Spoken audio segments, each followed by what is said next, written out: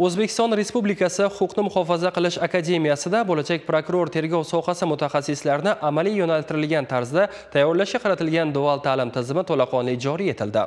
Ayni kunlarda mazkur dastur doirasida talabalar viloyatimizning huquqni muhofaza qilish organlarida kasbiy amaliyot o'tashmoqda.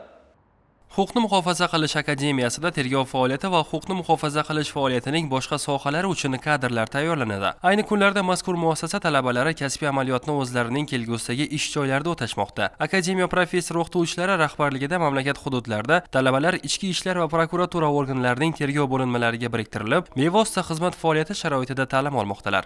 Bugungi kunda Huquqni muhofaza qilish akademiyasining 3-kurs talabalariga Xorazm viloyat prokuraturasi va ichki ishlar organlarida dual ta'lim mashg'ulotlari tashkil etilmoqda. Bundan ko'zlangan maqsad akademiyada olingan nazariy bilimlarni kelgusida amaliyotda mustaqil qo'llash bo'yicha amaliy ko'nikmalarni shakllantirishdan iborat.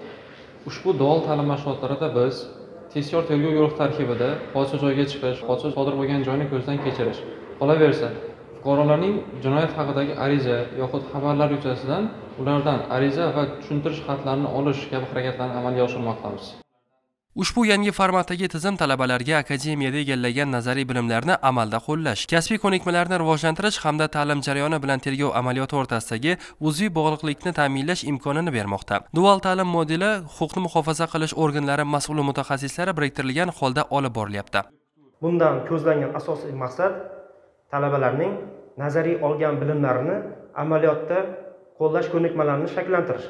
Jumladan, amaliy mashg'ulotlarimizda tergov harakatlarini qanday o'tkazish tartibi, tergov harakatlarini amalga oshirish, dalillarni to'plash va ularga huquqiy baho berish, so'roq qilish tergov harakatlarini o'tkazish, shuningdek jinoyat haqidagi ariza va xabarlarni hal qilishda tergovga qadar tekshiruv harakatlarini amalga oshirish, hodisa joyini ko'zdan kechirish kabi amaliy ko'nikmalar shakllantirilmoqda.